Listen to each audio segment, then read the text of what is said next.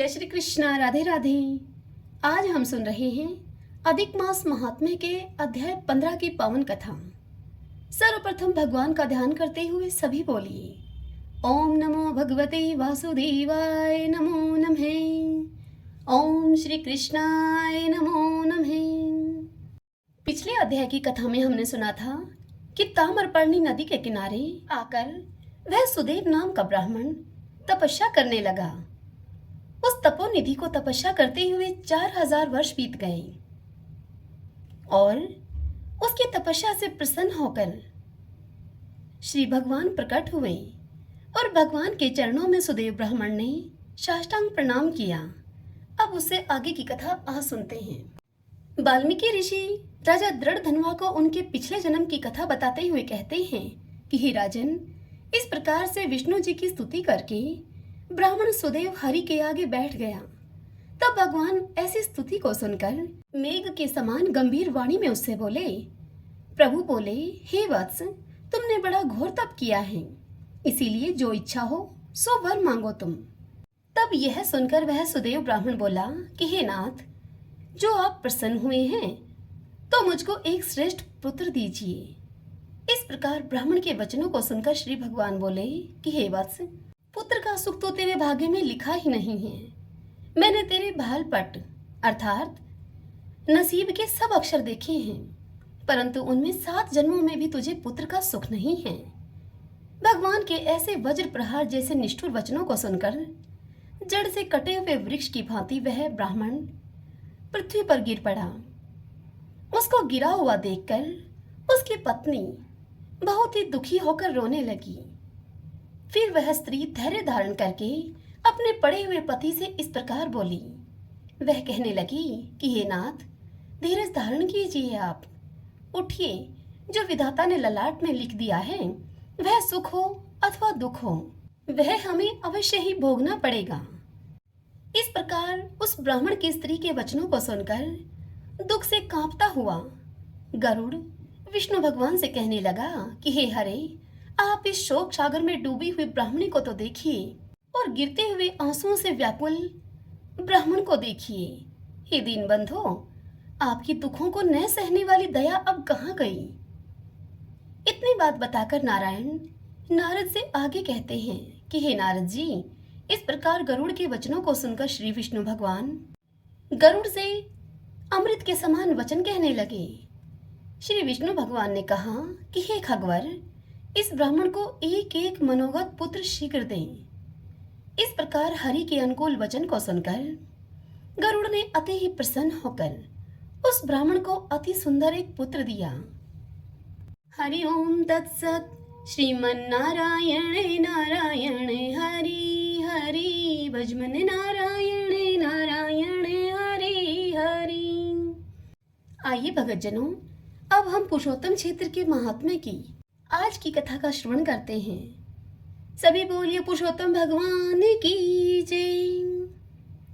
जैमिनी जी इस कथा को सुनाते हुए ऋषियों से कहते हैं कि हे मुनियों, तदंतर राजा इंद्रधुमन ने शिल्प शास्त्र में प्रवीण सब कारीगरों को मंदिर के निर्माण कार्य में नियुक्त किया। थोड़े ही समय में मंदिर बनकर इतना ऊंचा हो गया कि वह नीचे से दिखाई नहीं पड़ता था। उस समय भारतवर्ष में जितने समकालीन राजा थे वे सभी राजा इंद्रधुमन के उस पुण्य कार्य में संलग्न थे। वह मंदिर ऊंचाई में आकाश को छूता था और चौड़ाई में सब दिशाओं को पूरा कर रहा था। उसमें स्थान स्थान पर स्वर्ण जड़ा हुआ था और अनेक प्रकार के रत्नों से वह परम उज्जवल प्रतीत होता था।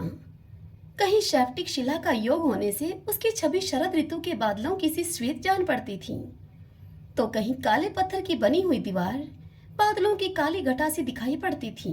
इस प्रकार परम सुंदर बने हुए भगवान विष्णु के मनोहर प्रासाद में, प्रासाद महल को कहते हैं, भगवान विष्णु के मनोहर प्रसाद में विधि पूर्वक गर्भ प्रतिष्ठा करके बिजली गिरने आदि उपद्रवों से मंदिर को कोई क्षति न पहुंचे, इसके लिए शिल्प शास्त्रों में निश्चित विधान के अनुसार अपने पुरुषार्थ से उपार्जित की हुई मणि आदि को यथा योग्य स्थानों पर लगाया गया। फिर मंदिर निर्माण के लिए आवश्यक सामग्री के अनुरूप बहुमूल्य वस्तुओं का वहां यत्न पूर्वक संग्रह करवाया। तीनों लोकों के राजा मन से भी जिसकी संभावना नहीं कर सकते थे, ऐसे मनोहर एवं कीर्ति बढ़ाने वाले मंदिर का निर्माण होने लगा। उसके तैयार हो जाने पर राजा इंद्रधुमन ने मुनिवर नारद जी से कहा, हे नारद जी, देवताओं और असुरों के लिए भी जो असंभव था वह सब मेरा कार्य भगवत कृपा से संपन्न हो गया है। यह कहकर उन्होंने नारद जी के चरणों में प्रणाम किया। नारद जी ने भी राजा को उठाकर उनका सत्कार किया और उनसे कहा कि हे राजन, इस समय तुम जीवन मुक्त हो गए हो। भगवान के चरणारविंदों में अनन्य भक्ति पूर्वक तुम्हारा चित्त जिस प्रकार से लगा हुआ है, उससे बढ़कर मनुष्य के लिए और कौन सा पुरुषार्थ हो सकता है। हे भोपाल, तीर्थ, मंत्र, जप, दान, बहुत दक्षिणा वाले यज्ञ, व्रत, स्वाध्याय और तपस्या से भी जिसे प्राप्त करना असंभव है, वही केवल भक्ति से तुम्हारे हाथों में आ गया है। हे राजेंद्र, तुम दीर्घकाल तक पृथ्वी पर स्थित रहकर बड़े बड़े उत्सवों और उपचारों से जगन्नाथ जी की उत्कृष्ट पूजा करो। तत्पश्चात इंद्रधुमन ने जगन्नाथ जी को दंडवत प्रणाम किया और उनकी इस प्रकार से स्तुति की। हे ब्राह्मण देव, भगवान आपको नमस्कार है। गौओं और ब्राह्मणों के हितैषी, शरणागतों का दुख दूर करने वाले तथा चार पुरुषार्थों के एकमात्र हेतु भगवान श्री हरि को नमस्कार है। हिरण्य गर्भ रूप पुरुष और प्राकृत व्यक्त जगत दोनों आपके स्वरूप हैं। आपको नमस्कार है। सुत ज्ञान स्वरूप सच्चिदानंद में भगवान वासुदेव को नमस्कार है। इस प्रकार स्तुति करते हुए राजा के नेत्रों में आंसू भर आए। उन्होंने परिक्रमा करके बारंबार भगवान को प्रणाम किया। तदंतर जो अन्य देवता वहां आए थे, वे प्रसन्नता पूर्वक भगवान को प्रणाम करके हाथ जोड़कर उनकी स्तुति करने लगे। स्तुति करते हुए देवता बोले, पर ब्रह्मा और परमात्मा के नाम से जिसकी महिमा का गान किया जाता है, वह पुरुष ही भूत, वर्तमान और भविष्य सब कुछ है। इतनी अधिक इसकी महिमा है। यह परम पुरुष श्री हरि सबसे ज्येष्ठ और सबका स्वामी है। संपूर्ण विश्व इसके एक अंश में स्थित है। इसका शेष 3 अंश विशुद्ध अमृत स्वरूप है, जो परम व्योम में विराजमान है। हे भगवान, वह अमृतमय पुरुष आप ही हैं। आपसे ही वेद प्रकट हुए हैं। यज्ञमय पुरुष भी आपसे ही उत्पन्न हैं। आपसे ही घोड़े, गौ और भेड़ आदि पशु उत्पन्न हुए हैं। ब्राह्मण आपके मुख से प्रकट हुए हैं। क्षत्रिय आपकी भुजाओं से उत्पन्न हैं। वैश्यों का जन्म आपके उरु से हुआ है और शूद्र आपके चरणों से प्राप्त हुए हैं। आपके मन से चंद्रमा, आपके नेत्रों से सूर्य, आपके कानों और प्राणों से वायु तथा आपकी जीवा से अग्नि उत्पन्न हुई है। आपकी नाभि से आकाश, आपके मस्तक से स्वर्ग, आपके पैरों से पृथ्वी और आपके कानों से 8 दिशाएं प्रकट हुए हैं। आप ही यज्ञ कुंड की 7 परिधियां तथा 21 समिधाएं प्रकट हुई हैं। समस्त चराचर भाव आपसे ही उत्पन्न हुए हैं। आप ही संपूर्ण जगत के स्वामी और संरक्षक हैं। हे परमेश्वर, भयानक रूप धारण करके सृष्टि का संहार करने वाले भी आप ही हैं। आप ही यज्ञ, यज्ञांश, यज्ञेश तथा परात्पर परमात्मा हैं। आप शब्द ब्रह्मा से परे और शब्द ब्रह्मा रूप ही हैं। हे जगन्नाथ, आप ही विश्वराट, स्वराट और विराट हैं। हे जगतपति, आप जगत स्वरूप हैं। आपने ही ऊपर नीचे तथा दाएं बाएं संपूर्ण विश्व को व्याप्त कर रखा है। आपका यजन करने वाले यागिक पुरुष परम धाम को प्राप्त होते हैं। आप ही भोज्य, भोक्ता, हविष्य, होता, हवन और उसके फलदाता हैं। हे प्रभु, आप समस्त कर्मों के भोक्ता, सर्व कर्म स्वरूप, सब कर्मों के उपकरण तथा संपूर्ण कर्मों के फल देने वाले हैं। आप ही सत्कर्मों के लिए प्रेरणा करते हैं। धर्म, अर्थ और काम की सिद्धि करने वाले, उनको देने वाले भी आप ही हैं। हे हर्षिकेश, मुक्ति देने वाला भी आपके सिवा दूसरा कौन है। आपको नमस्कार है। आपका कहीं भी अंत नहीं है।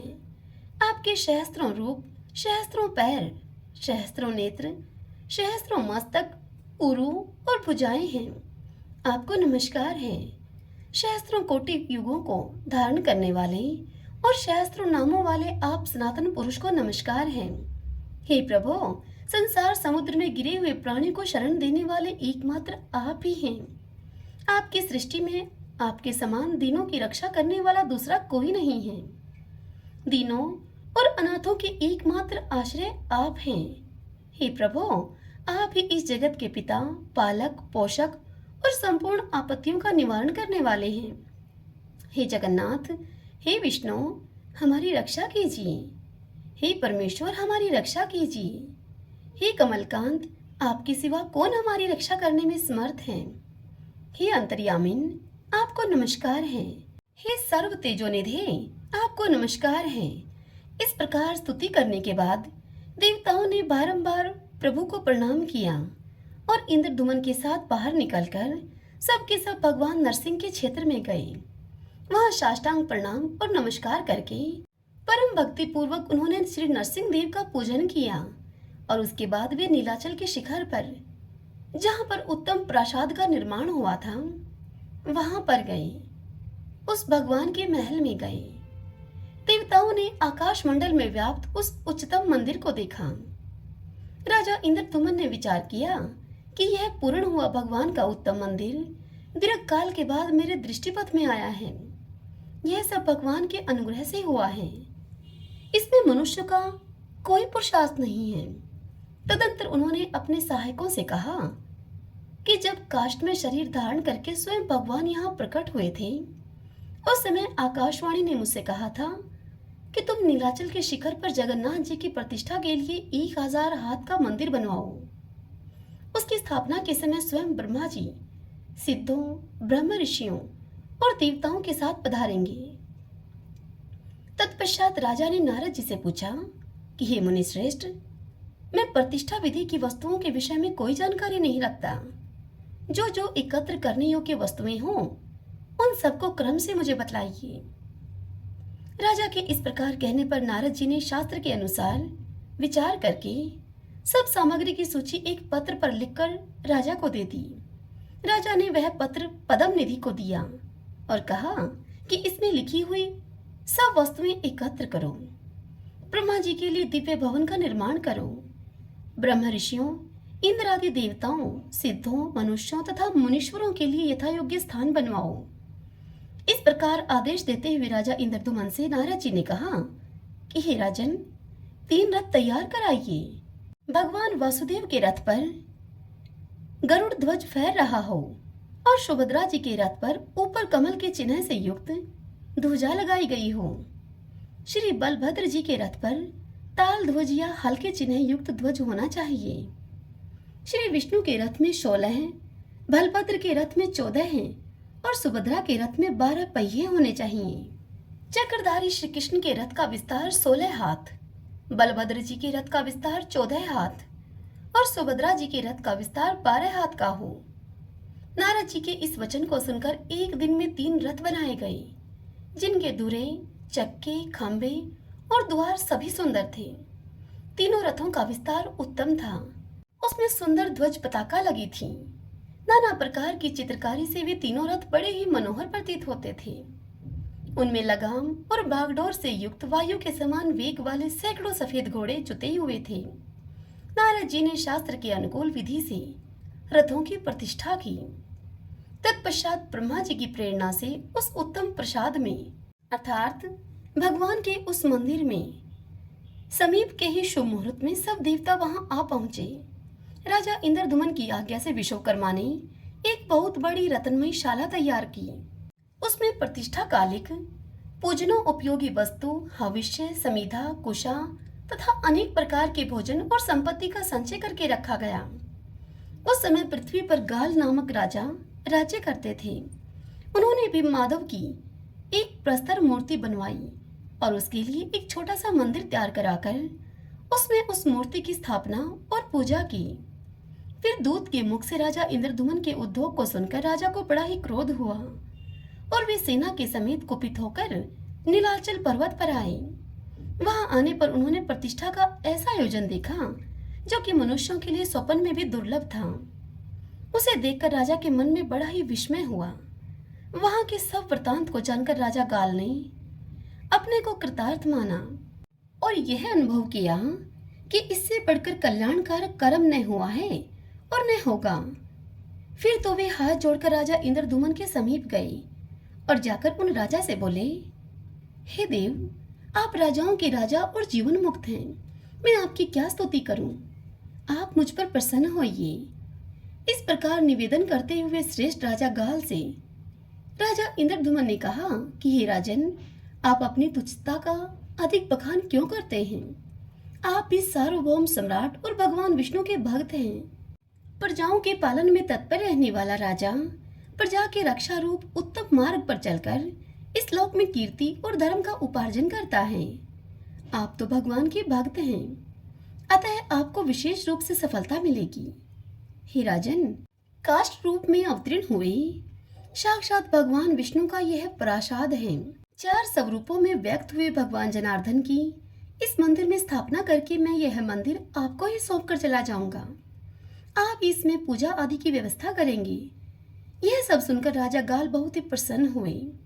इंद्रदुमन ने जो जो आदेश दिया उसका वे बड़ी शीघ्रता के साथ पालन करने लगे। इस प्रकार सब सामग्री जुट जाने पर देवताओं से घिरे हुए सिंहासन पर विराजमान राजा इंद्रदुमन इंद्र की भांति शोभा पाने लगे। इतने में ही देवताओं के जय जयकार से स्तुति किए जाते हुए साक्षात ब्रह्मा जी वहां दिखाई पड़े। राजा इंद्रदुमन ने दोनों हाथ जोड़कर भक्ति भाव से उन्हें मस्तक झुकाया तथा गालराज और नारद जी के साथ भूमि पर सिर रखकर साष्टांग ब्रह्मा जी को सभी ने प्रणाम किया। फिर उठकर प्रसन्नता का अनुभव करते हुए सभी ने अपने को कृतार्थ माना। उस समय राजा इंद्रदुमन के सभी अंगों में रोमांच हो आया था। हरि ओम तत्सत। श्रीमन्नारायण नारायण हरि हरि भजमन नारायण नारायण हरि हरि। श्री कृष्ण गोविंद हरे मुरारी, हे नाथ नारायण वासुदेव। श्री कृष्ण गोविंद हरे मुरारी, हे नाथ नारायण वासुदेव। श्री कृष्ण गोविंद हरे मुरारी, हे नाथ नारायण वासुदेव। सभी बोलिए विष्णु भगवान की जय। भक्तजनों, पिछले कुछ दिनों से मेरा गला खराब है, इसलिए कथाओं को सुनने में आपको उतना आनंद नहीं आ पा रहा होगा। इसके लिए मैं आपसे क्षमा चाहती हूँ। आशा करती हूँ आज की यह कथा भी आपको आनंदित करेगी। हरे कृष्णा।